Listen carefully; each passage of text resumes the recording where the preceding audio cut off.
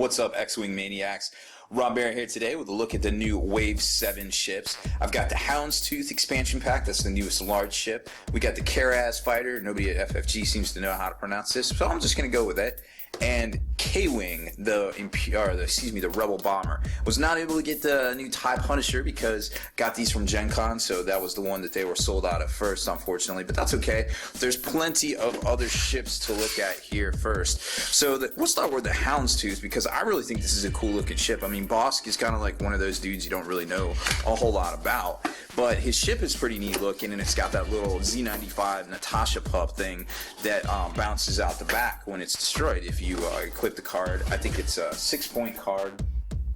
That it's not too bad for a Z95, really. I mean, if you're paying the points for it, you might as well. I think that's like a 12-point ship, give or take. So again, you know, FFG's got the goods on the really good looking ships and the paint jobs. You know, the pre-paints are pretty spectacular. I can't even imagine how they get it this quality, and you know, this quality and quantity, I guess, is the big thing there, because you see some of these other companies out there and they get really crappy looking stuff, and then just see FFG come along and get the good stuff, so to speak. It's always really refreshing to see, I guess. You know, it's really kind of like an American success story, and I think FFG is gonna have a lot of good things for the hobby, you know, going into the future. So of course you get a whole bunch of cards in this one here. So let's take a look at some of the upgrades, because they're really saucy. Like, some people don't like the look of the Houndstooth, I guess, which I could kind of get behind. It kind of looks like a flying sandcrawler, I guess, and who knows, maybe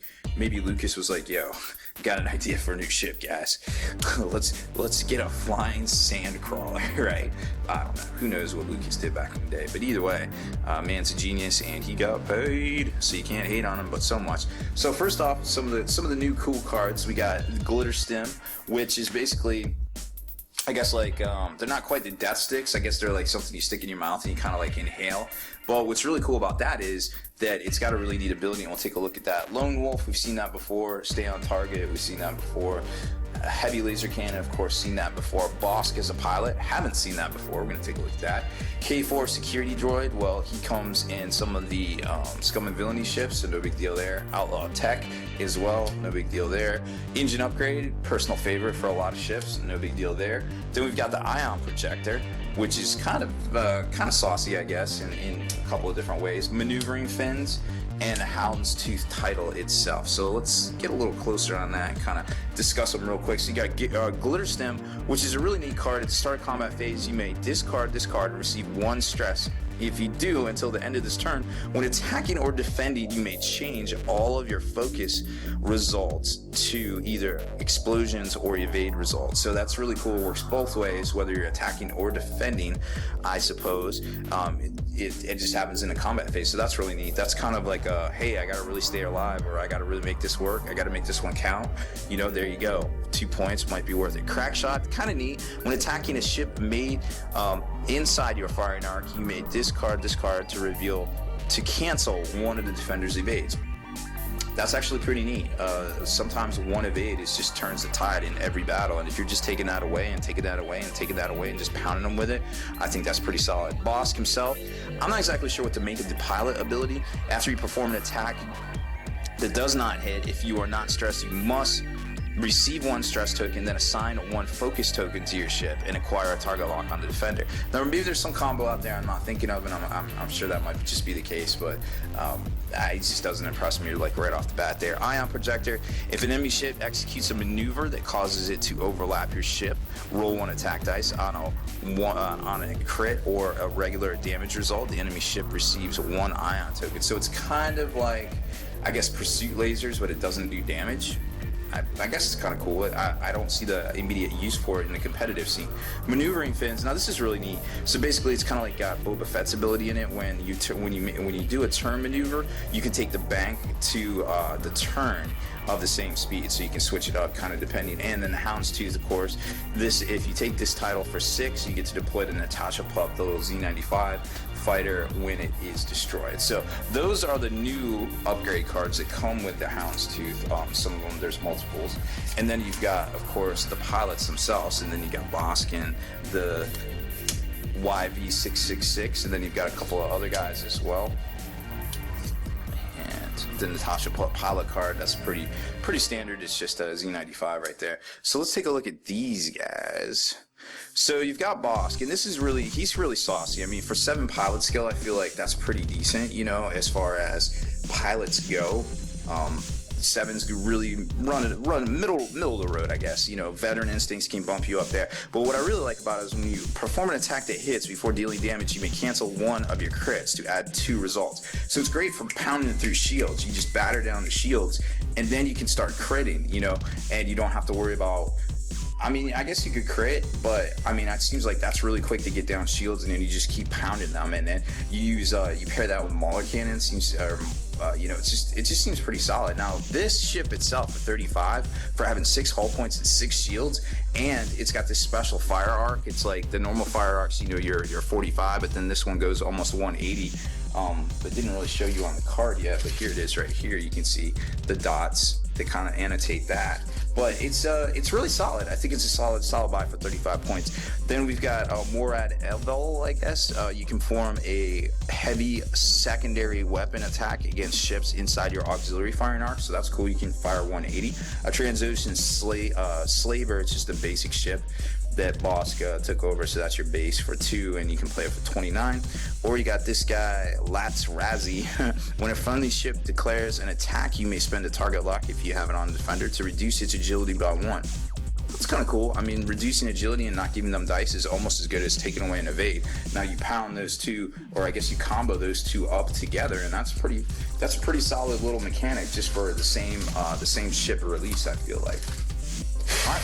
So next up is the Fantastical K-Wing, and this thing just, I don't know, it's like a bumblebee. It's like, how does this thing fly? Like, I mean, granted, it's Star Wars, and half the stuff doesn't even like make sense aeronautically, I guess, or even, I don't even know how it would go through space personally. But that being said, it's still pretty cool. It's got, I guess the ship itself supposedly has like 18 hard points for like missiles and things like that. Another good, well-painted, basically ship out of their lineup. Very cool looking, and it's got this twin laser cannon thing here that just basically figures into a lot of the upgrade cards and things like that. So speaking of upgrade cards, let's take a look here at its pack. Now, and something I wanted to show you about Bossk too. They didn't really, here's the maneuver dial. Bossk's ship is really maneuverable. I mean, take a look at that. It's no slouch in the maneuvering department. I mean, that's pretty solid for generally the bigger ships, besides like the Falcon, have a really hard time maneuvering, or maybe Slave 1, but I'll tell you what, like that thing shouldn't have any problems with it, because it's pretty solid there. And speaking of maneuvering as well, let's take a look at the K-Wing. Back to that guy. Now the K-Wing's really interesting. It seems like it's particularly slow, and you're gonna see that here in a second, but you're supposed to use that slam mechanic, the sublight accelerator thing, I think it's called. So you're gonna notice on that dial there that it's not so good in the maneuvering department, but what they want you to do, I believe, is give up your shooting in order to get a boost, and then your boost, the slam, basically gets you up to maneuvers of 6. So most stuff only maneuvers 5, but if you don't shoot, you can maneuver up to a 6 in most directions here. So there's the twin laser turret, unique to this particular expansion here. And like I said, just showing you on the ship there, you can kind of tell that plays into a lot of these upgrade cards. Plasma torpedoes, advanced homing missiles. So now you can kind of get an idea like what the direction FFG seems to want us to go just by seeing this. And you got the Connor net, which is this really interesting template here that you really don't want to hit if you see that floating out in space. Extra munitions is a really unique card, and we'll talk about that. Ion bombs and advanced slam, which is kind of similar to, I guess, just in theory, basically they make an advanced cloaking device, a normal cloaking device, kind of things like that. So let's take a quick look at these. So we got twin laser turret. Seems pretty solid. I mean, it's 2 to 3 range, so obviously you're gonna have the donut in the middle. Attack, perform this attack twice. Okay. Against a ship inside your firing arc, or excuse me, a ship outside your firing arc. So obviously you have on this guy right here 360 firing. So if you're 360 firing, you get to fire twice. All right, so I thought this guy was a bomber, but he's got a really good laser turret, so that's pretty interesting, right? So 2 to 3, you're causing 3 damage, and you can shoot twice for 6. Okay, that seems good. I think we're going to see this in a lot of different ships configurations out there. Now, each time this attack hits, the defender suffers 1 damage and then cancel all dice results. So basically what it is it's going to give you the ability to get that 1 damage quick. You know, you're going to do that 1 damage. It's not going to be super dramatic and just like, you know, wreck and stuff, but you have 3 chances to do 1 damage, which is pretty good. I mean, it's pretty solid. I don't know if it's worth 6. I think we will see it out there, but it is what it is. Plasma torpedoes, 4 damage at 2 to 3. That's rough. Advanced homing missiles, 3 damage at range 2 only. Then you got Bombardier, which is kind of interesting. When dropping a bomb, you may use the 2 instead of the 1. So when you're pooping out a bomb out the back, or sometimes depending if you're Scum and Villainy, I think there's a Slave 1 variant, Cast Scarlet maybe. They can do it out the side or also out the rear, or out the front even. I think that's going to be really saucy if you can do it with a 2 template, you know what I mean? So just keep those things in mind when you see some of these upgrade cards. Now we got the counter net, extra munitions, and extra munitions equips like a torpedo but then doubles all of your equipped cards. They give them a token, and that's kind of how it works. Ion bombs, when you reveal your maneuver dial, you may discard to drop out 1 bomb token. It detonates at the end of the activation phase. And actually, I don't know, oh, here it is right here. So there's the ion bomb token right there. So it's very similar to some of the other ones out there. Then you got the advanced slam. After performing a slam action, if you do not overlap an obstacle or another ship, you may perform a free action. So that's kind of cool. You might not get to shoot, but you get to do your free action. So back to the counter net. Discard this card to drop 1 counter net token, and that's this big thing right here. Boom. Look at that guy. It's huge. When a ship's base or maneuver template overlaps this token detonates. So this thing is going to detonate whenever a ship overlaps it. So obviously that's well, it's really big because look at that thing right there. It's going to be very hard to not overlap that card, I feel like.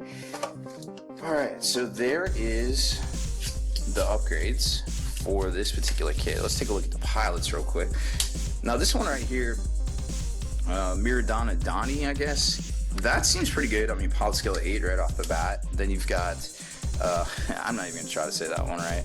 Then you got the Guardian Squadron pilot, which is basically getting to your generics, and the Warden Squadron pilot, which is, interestingly enough, I think both names of Night Titans in 40k. All right, so you got, I don't know, let's take a look. Once per round when attacking, you may either spend 1 shield to roll 1 extra attack dice, or 1 fewer attack dice to recover 1 shield. Seems pretty solid if you need that shield or you need that extra attack. At 2 right here, 360, seems pretty solid. I mean, these things seem to be good at both bombing and also, you know, point defense and shooting, which is kind of weird because you're at this weird point level. You're right around 30s. You know, your jousters around low 20s. Now you got these guys that are coming in right around 30. They're a little bit less than a large ship, but a little bit more than, you know, say the X-wings and things out there. So they definitely putted these guys to be kind of in a league of themselves, I feel like. So take a look at these as well as the Punisher, the TIE Punisher, which we don't have, but I really wanted to get. Unfortunately, I could not source it for you. So that's really interesting ships and what they're trying to do. Bring back the bombs and the torpedo, the bomb, yeah, basically the bombs and missiles and the torpedo mechanic there. And then the last up is the Karaz fighter for Scum and Villainy. So this is the only Scum and Villainy release this time around for X-Wing miniatures. Now we know in Wave 8 there's 2 Scum and Villainy releases. I think it's the Mist Hunter and the Punishing one. So you got Zuckuss' ship and Dengar's ship, which is kind of cool to see all the bounty hunters getting some love there. So this is supposedly, take a look at that maneuver dial right there. Super maneuverable. I mean, you've got pretty much all the 1s, all the 2s, all of the 3s ish. No, not really, but 4 and 5 as well. So very maneuverable ship, which is really interesting because you don't normally see that. You got crack shot, we talked about that already. Lightning reflex is pretty cool. Predator, we've already seen that. Homing missiles, already seen that. Glitter stems, already seen that. So basically one extra card in here that you haven't seen already, and we'll talk about that in a second. And we'll definitely talk about this, the Talonbane Cobra. So that seems to be the predominant fighter here. 9 pilot skills, pretty much unheard of, unaltered, besides like Vader or Luke. So to see that just come out of nowhere, whoa. So we got 3, 2, 4, and 1. So it's decent all around. I mean, it's got lots of ass here, but not so much on the shields. When attacking or defending, double the effects of your ranged combat bonuses. So what I think that means is if you're attacking and you're within 1, instead of getting +1 dice to attack, you will get +2 dice to attack. Similarly, if you are defending at range 3, you will get 2 defense dice, which is really interesting. Super effective here. Now take a look at that points cost. That points cost is right around what the K-Wing and what the TIE Punisher is probably going to be. So it's interesting that they're putting this. This is basically like a heavy fighter in my opinion. Then you got the Lightning Reflex card. When you execute a white or green maneuver on your dial, you may discard this card to rotate your ship 180, then receive 1 stress after the check pilot stress step. So that's very important. This is super interesting because now you could take a stress, but we all know there's ways to get stress off your ships. But basically, you can be like this. You be like, yo, I'm here. Nope, now I'm here. 180 in space is pretty much unheard of. Also, breaks in space, pretty much unheard of. So this card, I think, is going to make a big splash on the X-Wing miniature scene because that gives you some very good tactical flexibility, and it's just an elite pilot skill slot. So a lot of ships out there are going to be taking that, I imagine. Now, trading, abilities for speed is always cautionary, but if you are an experienced pilot, you can probably put yourself in those situations where turning 180 will probably win you the game in a lot of cases, or at least claim you some points on a ship. So we got Graz the Hunter right here, very similar to the Talonbane Cobra, but it's only 6 pilot skill when defending. If the attacker is inside your fire arc, roll 1 additional defense dice. Okay, that's cool. So if you can see him coming, you have a better chance to dodge. Black Sun Ace, just a generic, and the Cartel Marauder, also just a generic, drops another 3 points there from 5 because of the 3 pilot skill. So really interesting stuff here. I feel like of all the releases as of late, the last one was just kind of scum and villainy. It just seemed like, hey, we're making some ships for new stuff, here you go.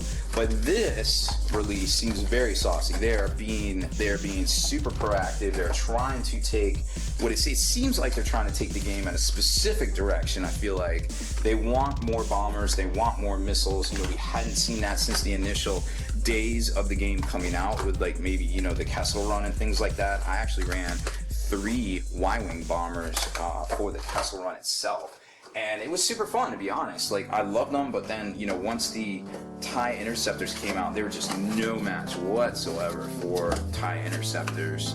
Y-Wings were just dead in the water. Now, we've seen some 4 Y-Wing builds out there here lately, for scum and villainy, but it's definitely few and far between. So that's about it for this one, guys. Thanks for hanging in there with me. We have one more ship to unbox, and that is, of course, the Imperial Raider, the big daddy ship for the Empire. I say Imperials because it's all the same thing in this game. So make sure you stay in the trenches, subscribe to this YouTube channel, check out the blog, spikybitsblog.com, and head on over to thelongwar.net. That's the home of the battle reports for exclusive content and early access videos. Become a veteran of the Long War today.